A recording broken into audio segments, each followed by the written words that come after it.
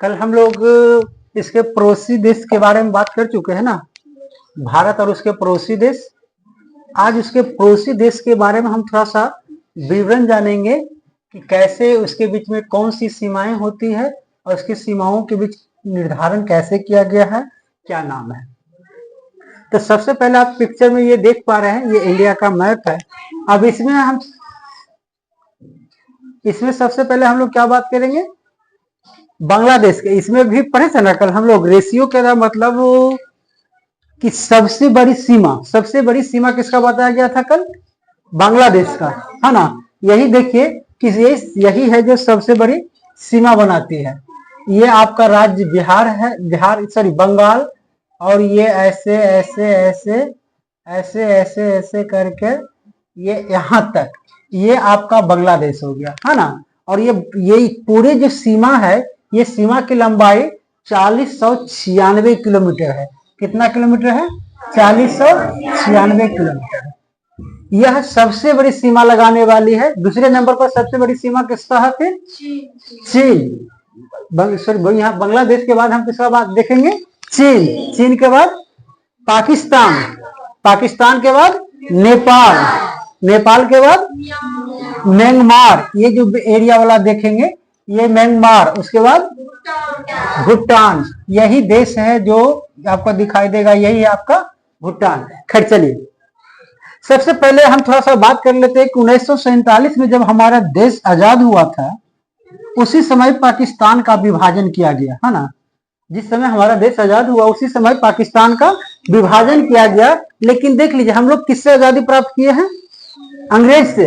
अब हुआ क्या था कि अंग्रेज कभी नहीं चाहता था कि ये अखंड भारत बने, मतलब पूरा भारत एक बने। अखंड भारत का योजना उसके ख्याल में नहीं था।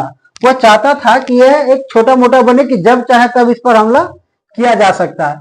लेकिन हुआ क्या कि जब वह बंटवारा किया तो बंटवारा करते समय इधर मुस्लिम के लिए एक अलग कंट्री ही बना दिया, मुस्लिम के लिए एक अलग कंट्री बना दिया गया। और यह एरिया छोटा पड़ने के कारण यह एरिया जो है वह पाकिस्तान को दे दिया गया है। समझ में?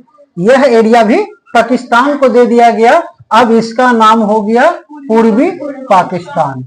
ये हो गया पूर्वी पाकिस्तान और ये मेन पाकिस्तान।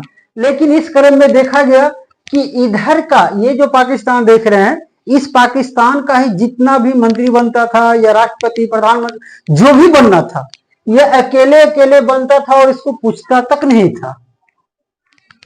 और भारत के लिए दोनों तरफ से समस्या, इधर से यह बॉर्डर पर हमला कर दे और इधर से ये लोग बॉर्डर पर हमला करे, क्योंकि ये भी तो मुस्लिम ही था, है ना। तो इससे बचने के लिए कहा गया कि इंदिरा गांधी के द्वारा क्या किया, इसको आजाद करवा दिया गया। कब? 1971 में, 1971 में, है ना। जैसे ही जब 1947 में पाकिस्तान का विभाजन हुआ था, तो इसमें देखेंगे कि यहां से लेके ऐसे ऐसे कर कर ये रेखा जो बनाया गया है, यह बनाने वाला व्यक्ति रेड क्लिफ एक अंग्रेज था। रेड क्लिफ एक अंग्रेज था और वह उसी के नाम पर इस सीमा का नाम ही रख दिया गया। क्या? रेड क्लिफ, है ना, रेड क्लिफ रेखा। अब यहां भी जो ये सीमा बन रही है, इसका भी नाम वही होगा, रेड क्लिफ रेखा।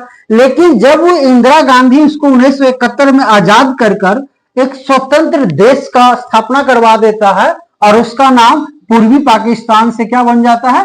बांग्लादेश। और बांग्लादेश बनने के बाद ये जो देखेंगे रेड क्लिफ रेखा, इसका नाम बदल दिया गया, क्योंकि बांग्लादेश और इंडिया में बहुत अच्छी मित्रता रहने लगी, जिसके कारण बॉर्डर पर उतना फोर्स का होना अनिवार्य नहीं था, है ना। और इस सीमा का नाम क्या रख दिया गया? शून्य रेखा। अब देखिए, हम लोग दो रेखा सीख लिए कि रेड क्लिफ रेखा जो है वह पाकिस्तान और भारत को अलग करती है, और शून्य रेखा जो है वह किसको अलग करती है? भारत और बांग्लादेश को। इतना तो हम लोग देख लिए। अब इस मैप को थोड़ा सा और ध्यान से देखिए। मैप को देखेंगे, ये एक बगल में यहां देखेंगे, ये कौन सा राजधानी है? त्रिपुरा। और त्रिपुरा की राजधानी कहां पड़ती है? अगरतला।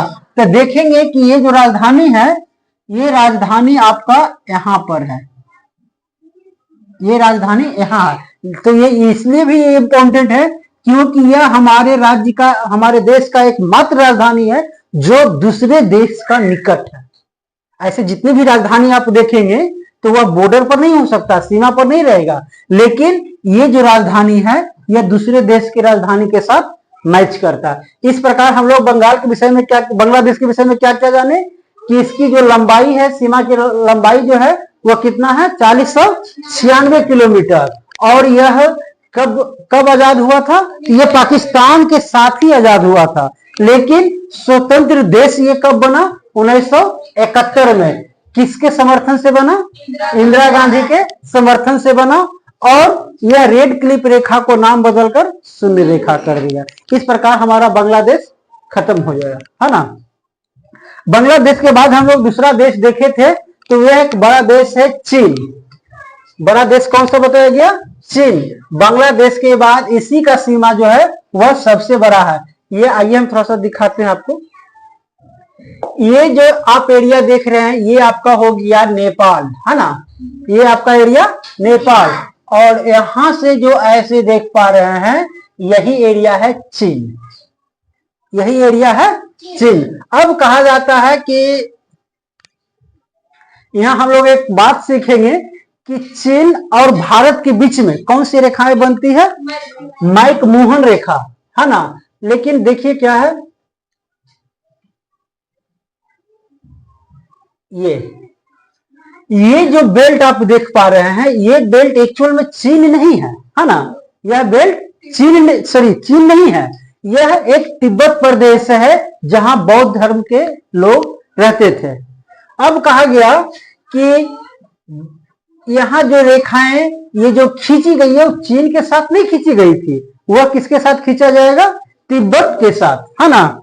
लेकिन आने वाले समय में देखेंगे कि चीन जो है वह तिब्बत पर हमला करता है और इसको हड़प लेता है। जैसे देख लीजिए क्या है, यहाँ एक कारण है कि यहाँ जितने भी लोग रहते थे सब बौद्ध भिक्षु रहते थे, बौद्ध धर्म को मानने वाले लोग, है ना। इसीलिए कहा जाता है कि बौद्ध धर्म का जो हेड गुरु होते हैं उनको क्या नाम दिया गया है? दलाई लामा। अब देखिए सबसे बड़ा एक समस्या क्या है, हर बच्चों को यही जानकारी है कि दलाई लामा भाग कर यहाँ आया। दलाई लामा किसी व्यक्ति का नाम नहीं है। दलाई लामा कहा जाता है बौद्ध भिक्षुओं का जो हेड होता है ना, हेड गुरु, उसको क्या नाम दिया गया है? दलाई लामा।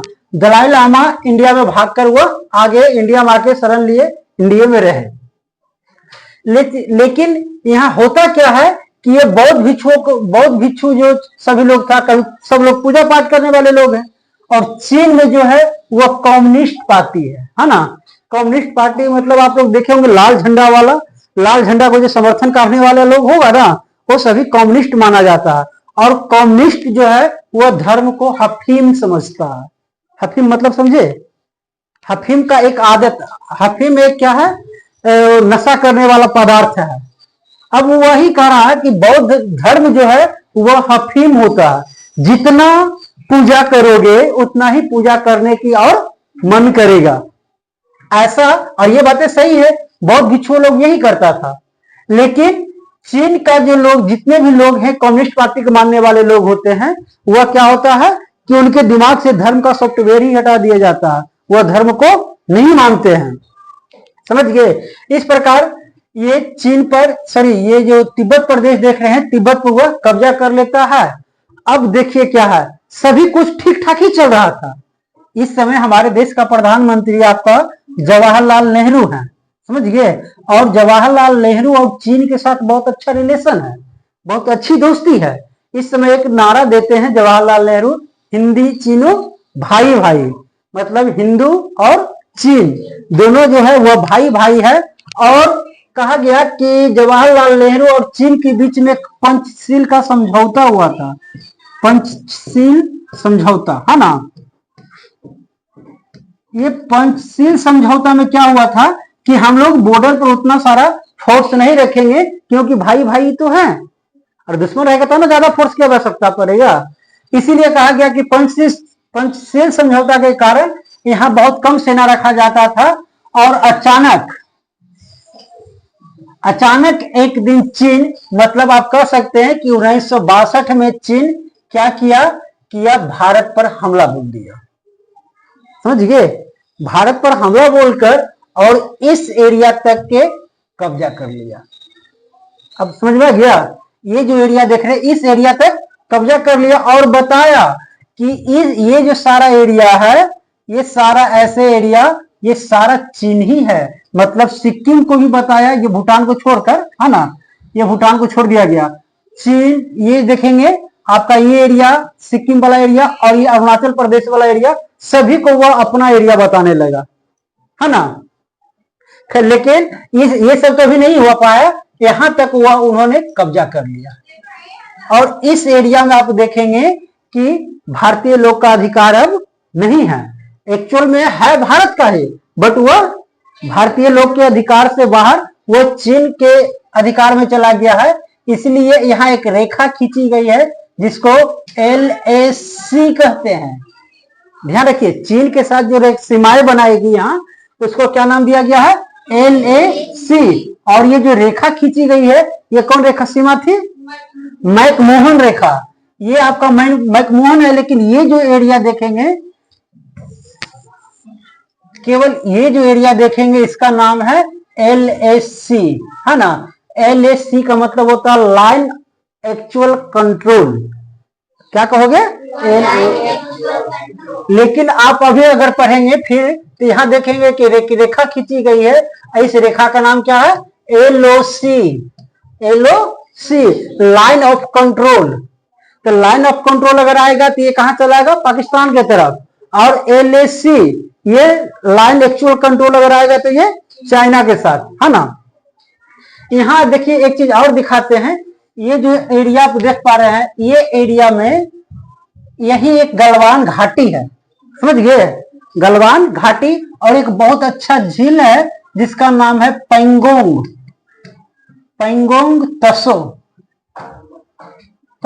तसो झील, समझ गए।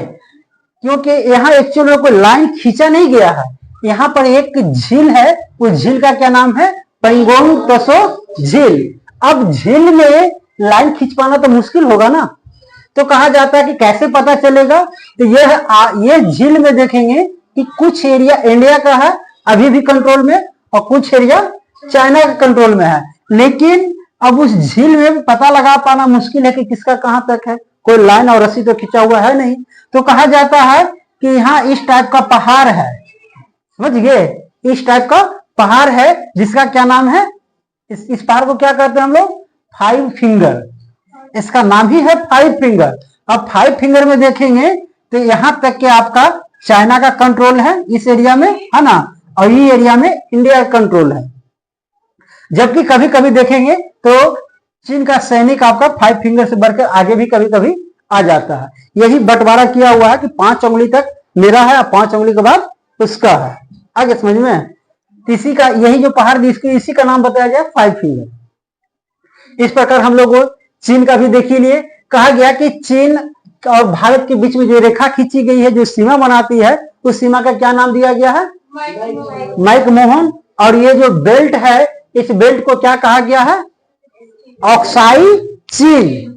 इस बेल्ट का क्या नाम दिया गया है, सी। और यहाँ जो एक कंट्रोल बनाती है उसका क्या नाम है, LAC। क्या नाम है, LAC, लाइन एक्चुअल कंट्रोल। उसके बाद देखेंगे कि तिब्बत का जो बौद्ध धर्म का हेड दलाई लामा है, वह जान बचाकर इंडिया आए। और यह जो चाइना ने जो भारत पर आक्रमण किया था वह कब किया है, 1962 में हो गया। इस प्रकार हम चीन के बारे में भी जान गए, है ना। चीन में किस पार्टी की सरकार चलती है, कम्युनिस्ट का। और कम्युनिस्ट जो होता है वह प्योर धर्म का विरोधी होता है, समझ गए। वो जो कहता है कि धर्म और अफीम एक जैसा है।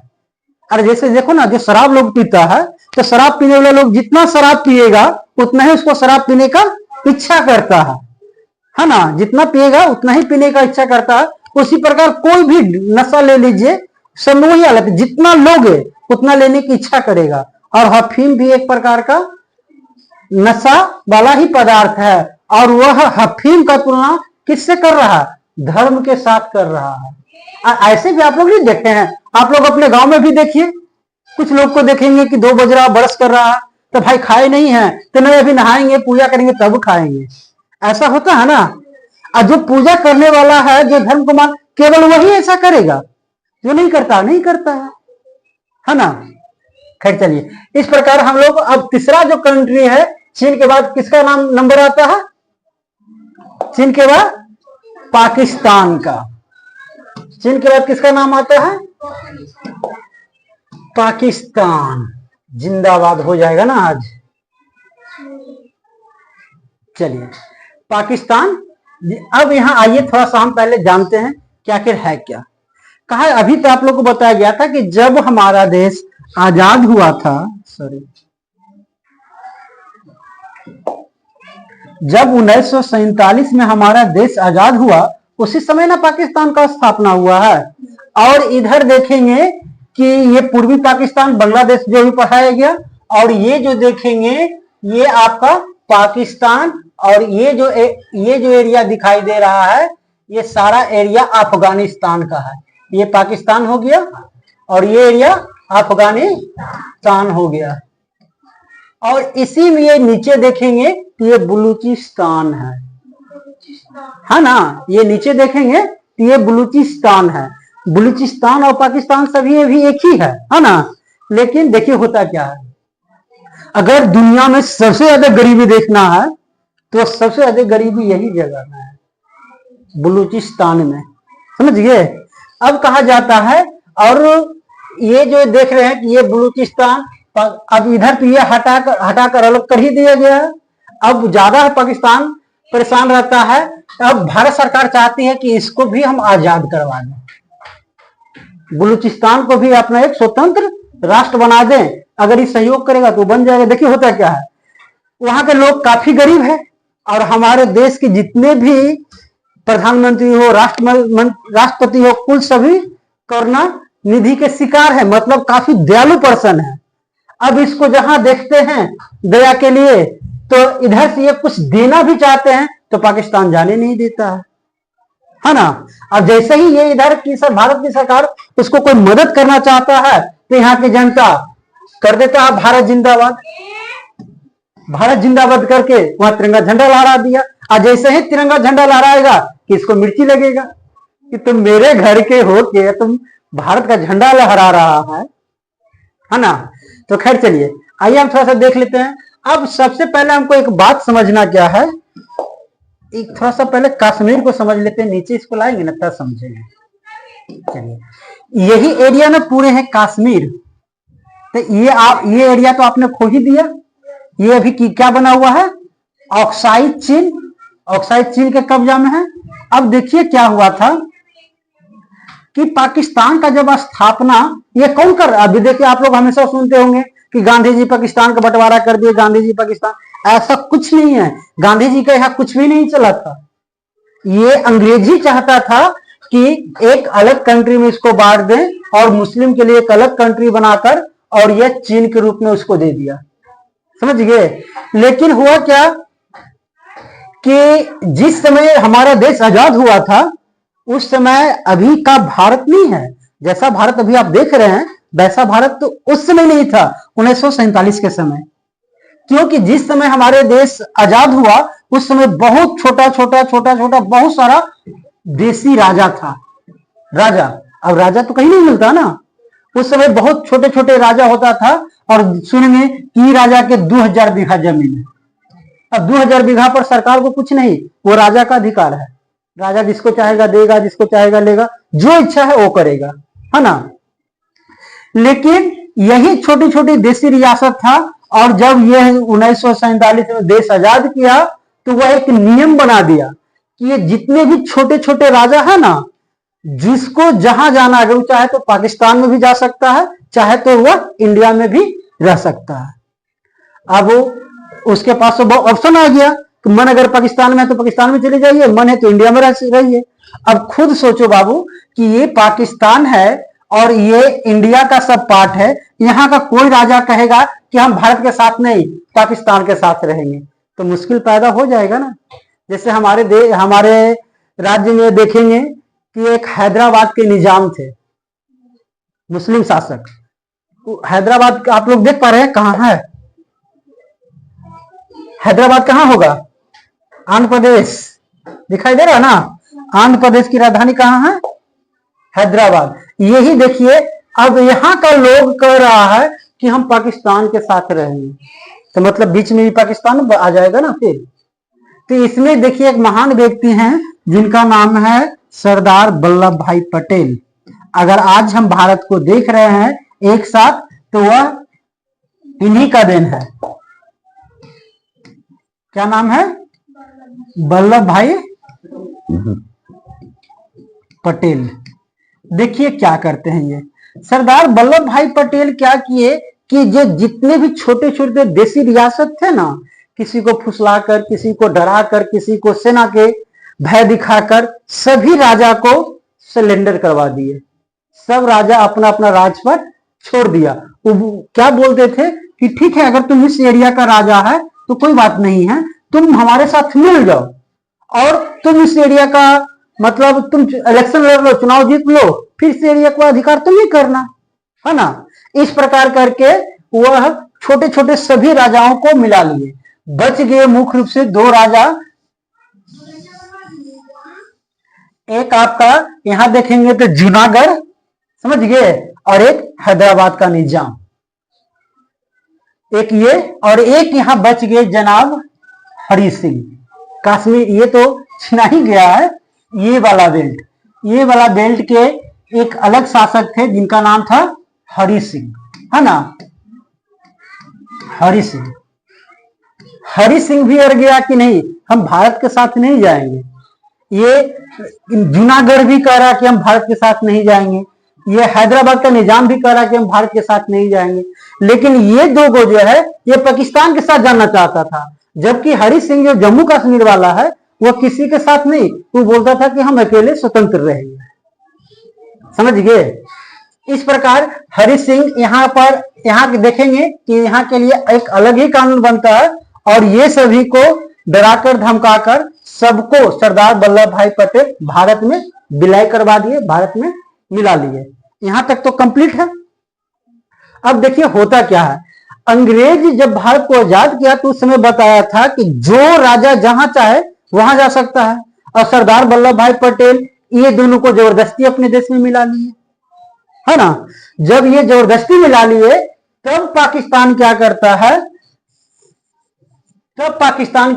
है, कि यहां हमला बोलकर और यह एरिया को कब्जा करने लगता है। देखिए अब बात हुआ क्या है, पाकिस्तान और इंडिया में जितने भी छोटे छोटे राजा था सबको स्वतंत्र कर दिया गया था कि जो राजा जहां चाहे वहां रह सकता है। अब सरदार वल्लभ भाई पटेल बोल रहे हैं कि बताओ, अगर तुम पाकिस्तान के साथ मिले हुए तो इंडिया में बीच में पाकिस्तान आ जाएगा। इसलिए ये दोनों राजाओं को जबरदस्ती सेना से इस पर हमला करवा कर और इसको भारत में विलय करवा दिए। अब यहां पाकिस्तान गर्म हो गया कि बताओ भाई, जब अंग्रेज नियम बना दिया है कि जो जहां चाहे वहां जा सकता है, तो तुम जबरदस्ती क्यों कर रहा है? तुम सेना दिखाएगा तो लो हम भी सेना के साथ हमला करेंगे। ये सेना पर हमला करके इस एरिया में वह भी आ गया। अब इस एरिया का हेड कौन है? हरि सिंह। अब आइए थोड़ा सा पहले हरि सिंह के बारे में जान ले। कह रहा है कि ये जो जम्मू कश्मीर वाला एरिया था उसका राजा कौन था? हरि सिंह, है ना, हरि सिंह। अब हुआ क्या कि यहां सिखों का अधिकार था। अब सिख जब अंग्रेज के साथ उसका हमला हुआ तो अंग्रेज इस पर हमला करके और क्या किया कि जम्मू कश्मीर पर 1 करोड़ का जुर्माना लगा दिया। कितना का? 1 करोड़ का। अब बताओ बाबू, इतना को ये छोटा सा 1 करोड़ उस समय बहुत मैटर करता था। तो इसलिए जब पैसा नहीं मिल पाया तो हरि सिंह क्या किए कि पूरे जम्मू कश्मीर को ही 1 करोड़ में बेच दिया। समझ गए। और खरीदने वाला व्यक्ति का नाम है, क्या कहोगे? गुलाब सिंह। खरीदने वाला व्यक्ति कौन है? गुलाब सिंह। अब इस एरिया का राजा कौन है? गुलाब सिंह। लेकिन गुलाब सिंह के साथ धीरे धीरे सब चलता ही रहा। अब इसके आने वाला पीढ़ी ही एक है जिसका नाम है महाराजा हरि सिंह, है ना। क्या कहोगे? महाराजा हरि सिंह। ये महाराजा हरि सिंह कौन है? ये हरि सिंह नहीं है, ये गुलाब सिंह का वंशज है ना। गुलाब सिंह मतलब गुलाब सिंह रहा, गुलाब सिंह के मरने के बाद वहां का राजा कौन बनता है? महाराजा हरि सिंह। अब देखिए एक्चुअल में हुआ क्या कि जब पाकिस्तान इस पर हमला किया तब हरि सिंह क्या करता है, पंडित जवाहरलाल नेहरू को बोलता है कि भाई अब हमको बचाइए, लाइए ये सारा बेल्ट हम आप ही को लिख देते हैं कि ये आप ही का अधिकार में रहेगा। आ गया समझ में? अब कहा गया कि हरि सिंह के द्वारा जो पेपर बनाकर साइन करके दिया गया वो पेपर का नाम ही कहा गया डॉक्यूमेंट ऑफ एक्सेशन। ध्यान रखिएगा, जम्मू कश्मीर का जो पेपर है वह पेपर का क्या नाम बताया गया है? Document of accession. ये इस पर साइन करके कौन दे रहा है? तो महाराजा हरि सिंह। अब देखिए क्या है कि जैसे ही इस पर साइन किया तो ये कहा जाता है कि पाकिस्तान के द्वारा 24 अक्टूबर को हमला किया गया था। 24 अक्टूबर 1947 को ये कहां हमला करता है? जम्मू कश्मीर पर। लेकिन ठीक 2 दिन ही बाद हरि सिंह जो यहाँ का राजा था वह किस पर साइन कर देता है? Document of accession. मतलब एक कागजात का पेपर का नाम है डॉक्यूमेंट ऑफ एक्सेशन। इस पर साइन किया। अब साइन किया तो जवाहरलाल नेहरू और पंडित जवाहरलाल नेहरू, सरदार पटेल सब अपना सेना को लेके यहाँ पहुंच गए, है ना। अब अगर देखिए क्या है, अगर पंडित जवाहरलाल नेहरू चाहते ना तो जम्मू कश्मीर क्या आधा पाकिस्तान को दखला लेता, इतना सेना लेकर गया था। लेकिन उस समय ये बोले कि नहीं, हम लोग हमला नहीं करेंगे। ये कहा गया कि विश्व का एक संगठन है, उस संगठन का कोई नाम बता सकता है? बोलिए। एक संगठन है, संगठन का कोई नाम बताइए सोच के कभी। उसको क्या कहेगा? क्या बोला? विश्व। बोलिए, देखिए तो उसमें है, वो नाम ही नहीं याद आ रहा।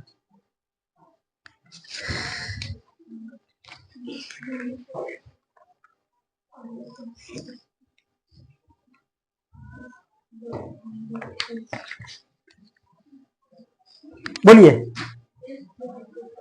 क्या के? विश्व नहीं रहेगा, इसका नाम है संयुक्त राष्ट्र संघ। क्या नाम है? संयुक्त राष्ट्र संघ। इसका क्या काम है? तो आप लोग देखे होंगे कि जब द्वितीय विश्व युद्ध 1939 से 45 चला था, समझ गए, तो ये युद्ध खत्म होने के बाद ये एक संस्था बनाया गया था संयुक्त राष्ट्र संघ। अब ये पूरे विश्व लेवल का संस्था है। अगर कोई देश एक दूसरे के साथ जास्ती करता है, लड़ाई करता है, तो नहीं, लड़ाई मत कीजिए, जाके संयुक्त राष्ट्र में आप कंप्लेन कर दीजिए कि फलाने देश मेरे साथ ये कर रहा है ना। तो बोले कि नहीं, पंडित जवाहरलाल नेहरू यही संस्था के पास गए। किसके पास? संयुक्त राष्ट्र संघ के पास। वहां जाने के बाद हुआ कि भाई ऐसा क्यों किया गया? जब बोला गया कि लड़ाई झगड़ा किसी को नहीं करना तो तुम यहाँ हमला कैसे बोल दिया? जल्दी से खाली करो। अब संयुक्त राष्ट्र संघ द्वारा खाली करने का आदेश जारी कर दिया गया, है ना। लेकिन ये पाकिस्तान बोला कि ठीक है, हम तुरंत खाली कर देंगे। लेकिन खाली क्यों करें? खाली करने के लिए हम तैयार है, लेकिन क्यों करें बताइए? तो बोला कि नहीं, ये एरिया का जो राजा है हरि सिंह, वह डॉक्यूमेंट ऑफ एक्सेशन पर साइन कर चुका है और उसके हिसाब से ये एरिया इंडिया का है, भारत का। तो बोला कि बहुत अच्छा। बोले कि जब वो एरिया पर साइन कर दिए तो वो एरिया उसका है, हम जबरदस्ती नहीं कर सकते हैं। तो नीचे भी तो था, नीचे भी तो था। कौन कौन? दो का नाम बताया था ना, कौन? बोलिए। हैदराबाद का निजाम और जूनागढ़, ये भी तो जबरदस्ती मिला लिया था इंडिया। ये भी तो बोला था कि हम पाकिस्तान के साथ रहेंगे। तब बोला कि ठीक है, हम इसको खाली कर देते हैं, वो भी जबरदस्ती वहां मिला लीजिए। बोलिए वापस कर देने। अब तो हो गया टेंशन कि अगर ये एरिया लेते हैं तो ये एरिया वापस करना होगा, क्योंकि इंडिया भी तो जबरदस्ती किया था ना सेना के आधार पर। इस प्रकार वो चीजें वहीं ड्रॉप हो गया और वह एरिया आज तक पाकिस्तान के कब्जा में है। वह एरिया जो है ये आज तक अभी कहां, किसके कब्जा में? पाकिस्तान के कब्जा में, है ना। ये एरिया अभी भी पाकिस्तान के कब्जा में है, जिसको हम लोग क्या कहते हैं, ये जो रेखा खींचा गया है, इस रेखा का क्या नाम दिया गया है, LOC, जिसको हम लोग क्या कहते हैं, line of control, line of control. यहां तक हो गया। इसके बाद हम लोग बात किसका करेंगे, नेपाल का, है ना।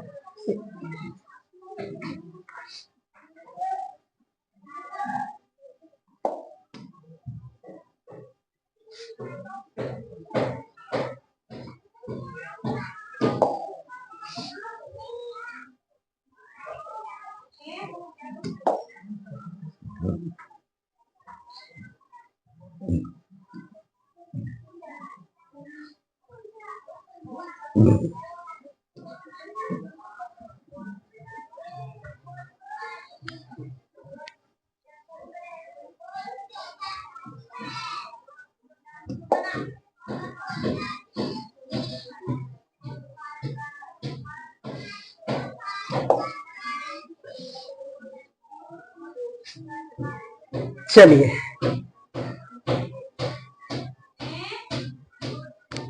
आइए हम बात करते हैं किसका, हमारा पड़ोसी देश कितना नंबर पर ये आएगा, चौथा नंबर पर ना। ये हो गया नेपाल। अब कहा गया है कि नेपाल की अगर हम बात कर लें,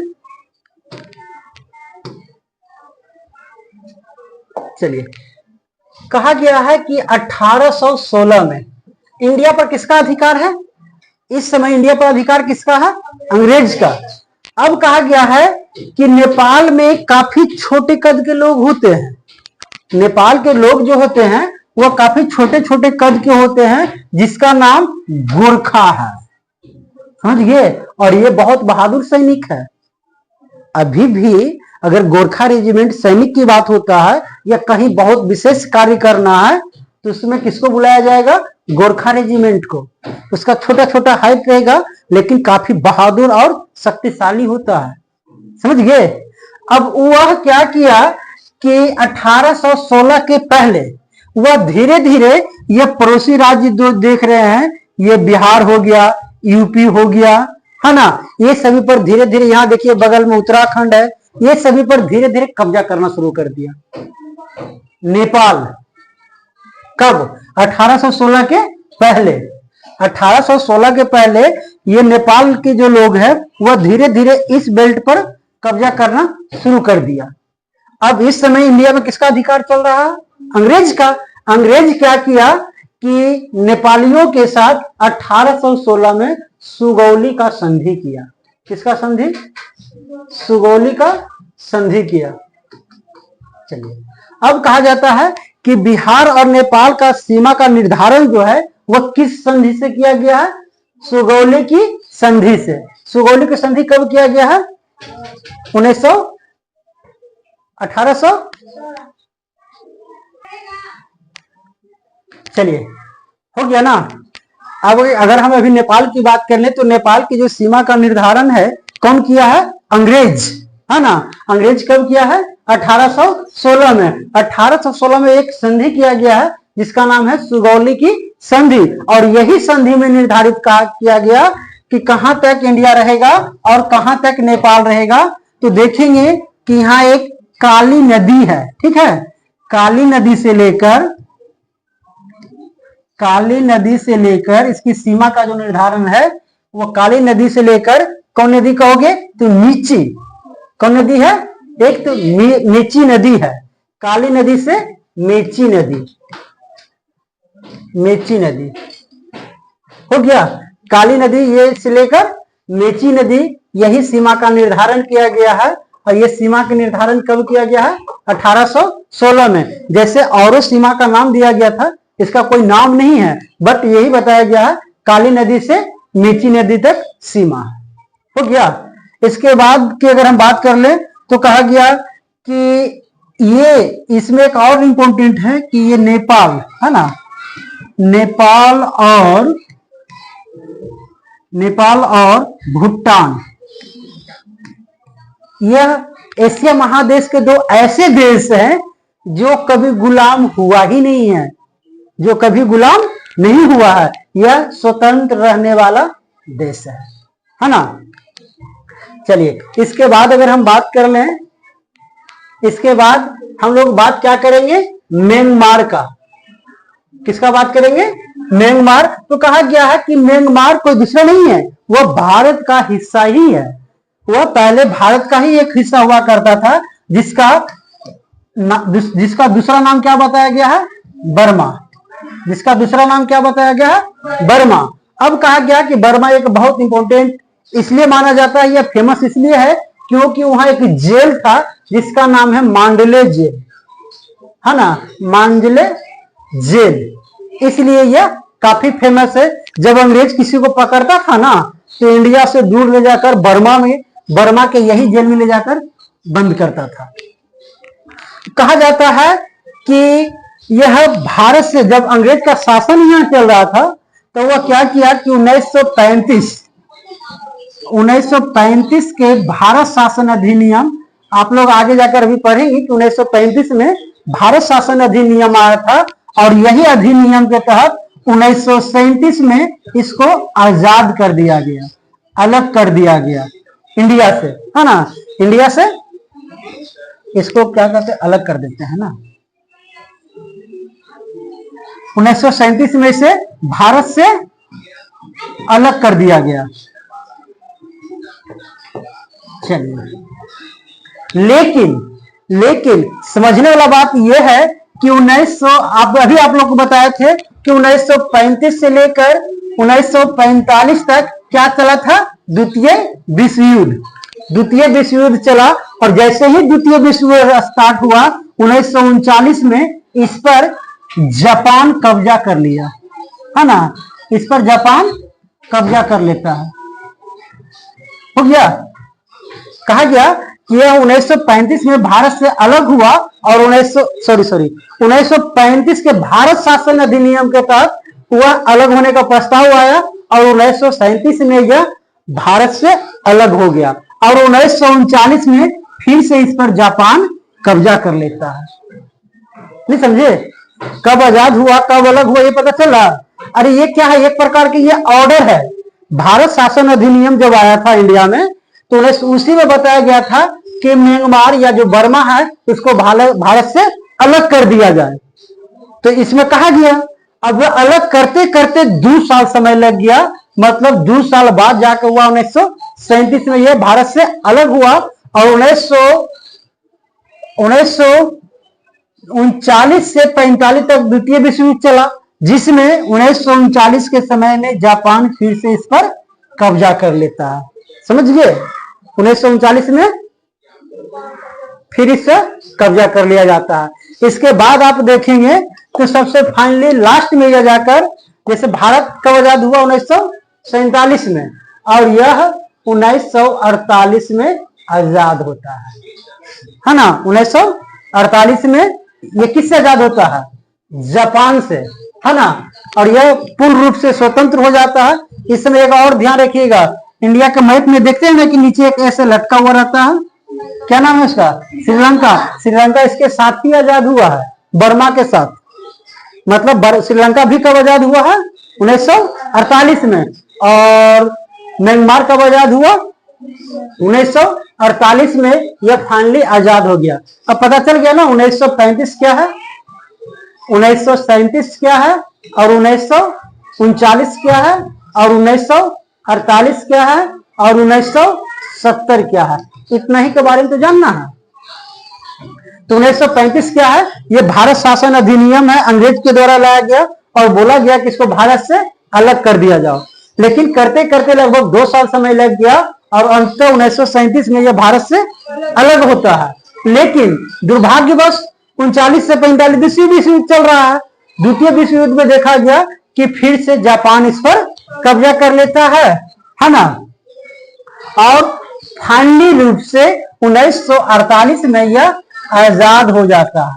फाइनली रूप से 1948 में आजाद हो गया। अब बच गया 1970।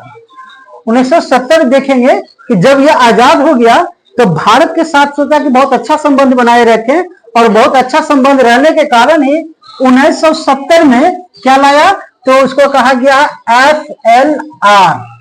हो गया, क्या कहा गया, FLR, FLR का मतलब क्या हो गया? Free live reason. Free live reason. Free live reason का मतलब होता है कि वह जो सीमा होगा, सीमा पर किसी भी व्यक्ति को आने जाने के लिए फ्री कर दिया जाएगा। किसके साथ? बर्मा के साथ। लेकिन बाद में देखेंगे कि कुछ समय के बाद फिर उसको बंद कर दिया गया। हो गया ना? कुछ समय के बाद देखेंगे, अब नहीं है। अब ये FLR जो है ये बंद हो चुका है, खत्म हो चुका है, क्योंकि वहां से बहुत सारा लोग आने लगा। आपको क्या लगता है एशिया महादेश क्या, पूरे दुनिया में देख लीजिए, इंडिया सबसे बेटर कंट्री है। हर लोग चाहता है कि हम इंडिया में जाकर रहें। पाकिस्तान का हर जनता चाहता है कि हम भारत में जाकर रहें, है ना? उसी प्रकार देख, जब ये नियम लागू था तो सब म्यांमार के लोग यहाँ आ जा रहा था। अब बहुत ज्यादा लोग अगर यहाँ आ जाओगे तो यहाँ मेरी परेशानी बढ़ेगी। इसलिए क्या किया कि इसको रद्द कर दिया गया। इसमें एक और बात पूछा जाता है कि भारत और बर्मा, या जिसको म्यांमार कहते हैं, इसके बीच में एक सीमा बनाने वाली पर्वत है जिसका नाम है आराकोमा। क्या नाम है? आराकोमा पर्वत। यह पर्वत जो है इंडिया और बर्मा के बीच में सीमा बनाने का कार्य करती है। हो गया? इसके बाद हम लोग देखेंगे एक छोटा सा कंट्री बगल में, इंडिया के ठीक बगल में, उसका क्या नाम है? भूटान। क्या नाम है उसका? अभी आपको बताए थे कि दो ऐसा देश है जो कभी गुलाम हुआ ही नहीं। भाई कौन कौन देश है? नेपाल और, सोचो जरा ऐसा क्यों हुआ होगा? इंडिया पर कब्जा हुआ और लगभग देश पर कब्जा कर चुका है अंग्रेज, उस पर कब्जा नहीं हुआ। क्या कारण हो सकता है? काफी बलवान था इसलिए? तो नो, क्या था ना, तो ये जो नेपाल आप देख रहे हैं, नेपाल एकदम फुल्ली पहाड़ी एरिया है। भूटान भी काफी पहाड़ी एरिया है। और पहाड़ी एरिया में इनकम का क्या सोर्स हो सकता है? अब ना लोग घूमने के लिए जाता है नेपाल, उस समय कोई घूमने जाता था, इनकम का कोई जरिया नहीं था। तो अंग्रेज बोला कि हटाओ, 9 की लकड़ी 90 खर्चा होगा इसको कब्जा करने में। अरे वहां सेना रखेगा, लोग रखेगा, अब 9 रुपया इनकम होगा और 90 रुपया खर्चा होगा। तो सोचा कि नहीं हटाओ, ये दोनों देश को छोड़ ही दो, इसलिए छोड़ दिया गया। ऐसा नहीं कि वो काफी बलवान था इसलिए अधिकार नहीं हो पाया। चलिए, इसके बाद हम लोग बात किसका कर लेते हैं? भूटान का, है ना? किसका बात करेंगे? ये भूटान।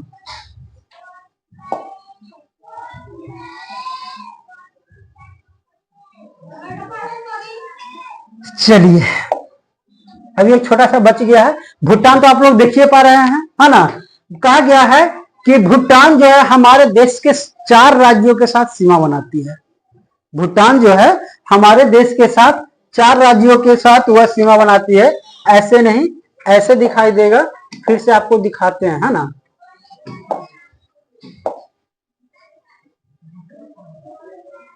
ना ये लेने का दिखाई देगा।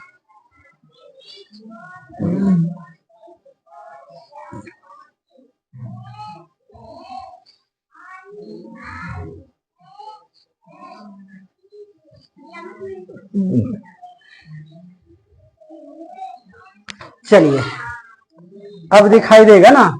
यही जो आप देख पा रहे हैं, यही है आपका, यही है भूटान, है ना?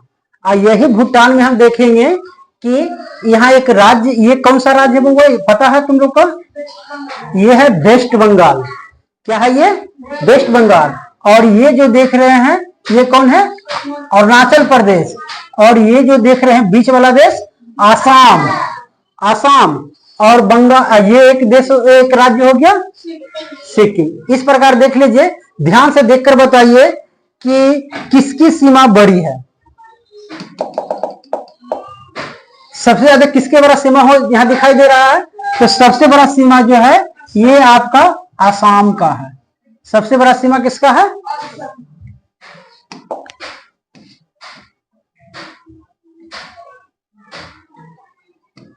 दिखाई दिया? सबसे बड़ी सीमा किसका है?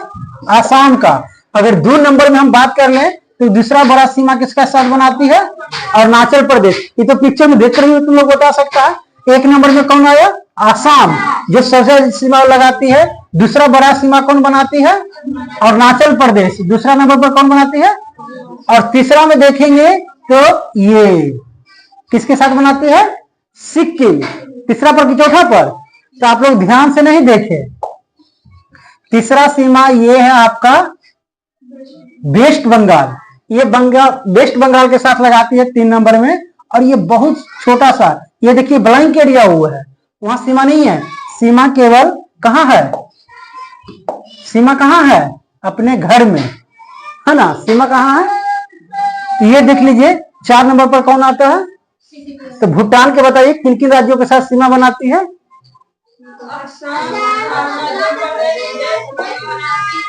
सिक्किम। कौन बना गया? सिक्किम। इसके साथ है, अब हम सबसे लास्ट में बात कर लेंगे। और किसका सबसे लास्ट कौन बचा हुआ है? अफगानिस्तान।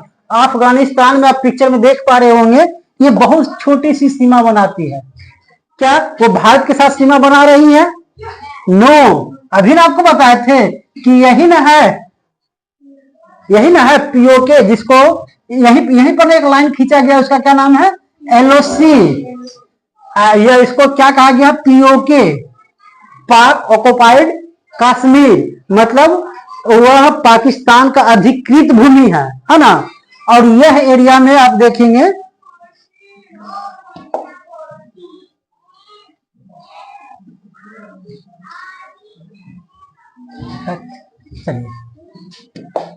ये एक बहुत छोटी सी एरिया है, लेकिन देख लीजिए क्या है, हम मानते हैं कि ये पाकिस्तान के कब्जा में है, लेकिन एक्चुअल में यह डॉक्यूमेंट किसके पास है? इंडिया के पास है। इसलिए अभी भी इंडिया ये अपने नक्शा में दिखाता है कि ये इंडिया का नक्शा है ना।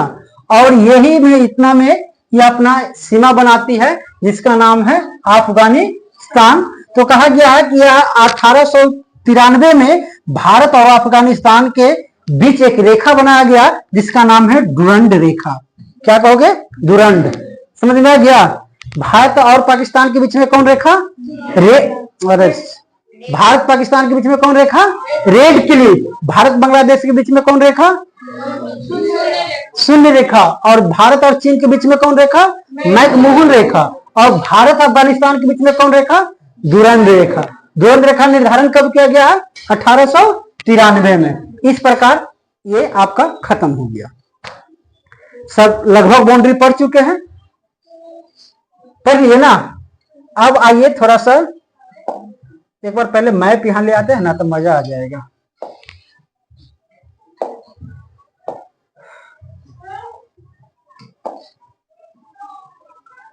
यही मैप ठीक रहे ना, ये ले लेते हैं।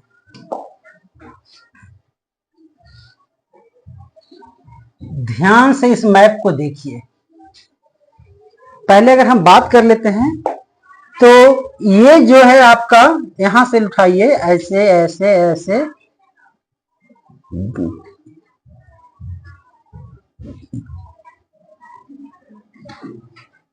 ये हो गया ना। यहां तक जो रेखा है, ये जो सीमा है, ये सीमा आप देखें, ये स्थल है, ये स्थल है और ये जल है। ये स्थल है और ये जल है। तो अगर पूछेंगे कि भारत का मुख्य भूमि का सीमा, ये जो भूमि दिख रहा है, मुख्य भूमि के सीमा की लंबाई कितना है, तो बताया गया है कि यहां से लेकर यहां तक टोटल कितना है? 6100 किलोमीटर। 6100 किलोमीटर हो गया। भारत का सीमा दिख, जलीय सीमा दिख गया। अभी आप देख लेंगे कि यहाँ आपका लक्षद्वीप है, यहाँ आपका पुदुचेरी है, अंडमान निकोबार है। ये भी तो भारत का ही पार्ट है ना। अगर ये सभी का सीमा की हम बात कर लें, इसकी सीमा की लंबाई जो है वह है 1416 किलोमीटर। 1416 किलोमीटर। ये किसका है?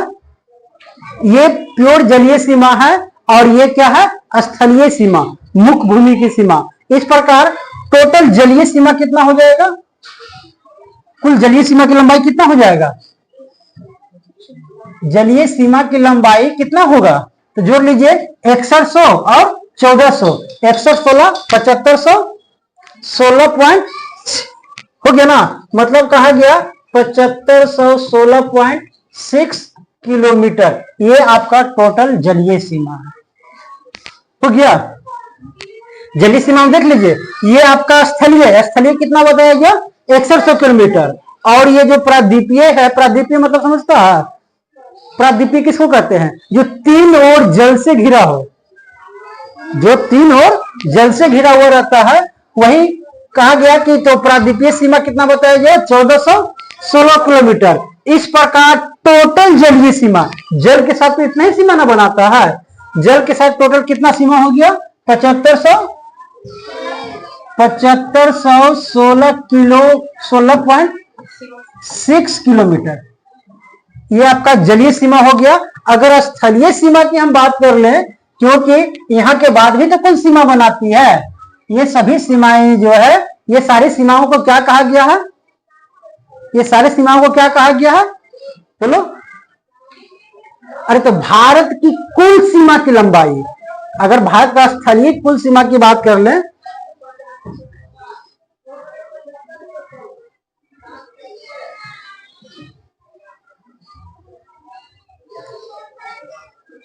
चलिए कहा गया है कि अगर भारत की कुल सीमा की अगर हम बात कर लें तो टोटल कितना है, अरे इधर वाला बेल्ट का एक कितना है 15,200 किलोमीटर, 15,000 इसमें जोड़ दीजिए 15,200 किलोमीटर। इस प्रकार के टोटल भारत के टोटल सीमा की अगर हम बात कर लें तो कितना आ जाता है 22,716.6 किलोमीटर हो गया।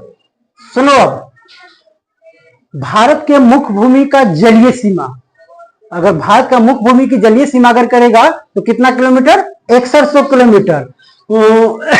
भारत का प्रादीपीय जल सीमा अगर देखेंगे तो कितना आ जाता है 1416 किलोमीटर। जल के साथ सीमा जो बनाने वाली है वह टोटल कितना बनाती है 7516, इतना किलोमीटर सीमा जो वो जल के साथ है, एक तरफ जल एक तरफ स्थल। अब उसके बाद अगर हम देखेंगे तो यहां से लेकर पाकिस्तान से लेकर कश्मीर ऐसे ऐसे होते होते जो भी सीमाएं बनती है वो सारे सीमाएं की लंबाई कितना है 15,200 किलोमीटर, 15,200 किलोमीटर। और टोटल अगर सीमा की बात कर लें, भारत की कुल सीमा की बात कर लें तो क्या बताएंगे 22,716.6 किलोमीटर हो गया। इस प्रकार ये आपका टोटल सीमाएं कंप्लीट हो